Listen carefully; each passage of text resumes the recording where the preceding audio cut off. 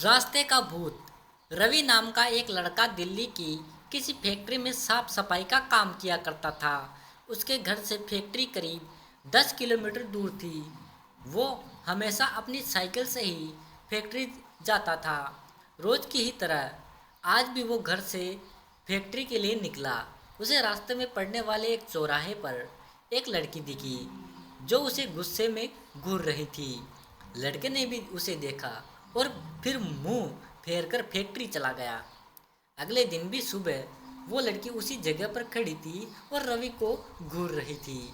उसने पलटकर लड़की को नहीं देखा और सीधे अपने काम पर चला गया। रोजाना इसी तरह हफ्ते भर वो लड़की चौराहे पर खड़ी होकर रवि को घूरती थी और रवि उसे अनदेखा करके फैक्ट्री चला जाता था। करीब 7 दिन बाद जब रवि फैक्ट्री जा रहा था तो उसे वो लड़की उस जगह पर खड़ी नहीं दिखी।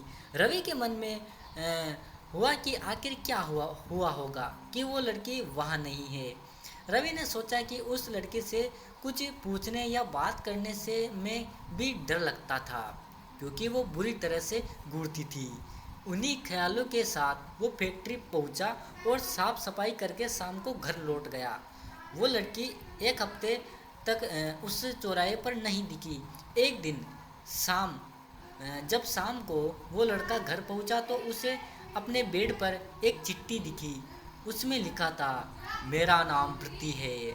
मैं तुम्हें एक हफ्ते पहले रोज एक चौराहे पर दिखती थी। कल शाम तुम वहीं पर खड़े होकर मेरा इंतज़ार करना।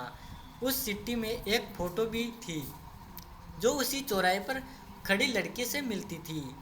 लड़के के मन में हुआ कि आखिर इसे मेरे घर का पता कैसे मिला होगा और ये चिट्ठी मेरे बेड तक कैसे पहुंची। इसी सोच के साथ वो सो गया। अगले दिन उठकर जब काम में जाने लगा तो उसे चिट्ठी वाली बात याद आ गई। साइकिल से वो सुबह फैक्ट्री पहुंचा और दिन भर उसी लड़की के बारे में सोचता रहा। शाम को वो उस चौराहे पर पहुंचकर उस लड़की का इंतज़ार करने लगा। काफ़ी देर हो गई लेकिन वो नहीं आई। रवि इंतज़ार करके थक गया इसलिए वो घर की ओर निकल पड़ा। घर पहुंचते ही उसने सोचा कि क्यों न चिट्ठी पर लिखे हुए पते पर जाकर ही उस लड़की से मिला जाए। रात होने को थी इसलिए उसने सुबह सुबह उस लड़की के घर जाने की सोची। सुबह होते ही जल्दी तैयार होकर रवि चिट्ठी पर लिखे हुए पते पर जाकर जब उसने घर की घंटी बजाई तो एक दोस्तों इसके आगे क्या हुआ यह हम अगले भाग में देखेंगे। वीडियो की लिंक डिस्क्रिप्शन में मिल जाएगी। तब तक के लिए गुड बाय। मिलते हैं अगले भाग में।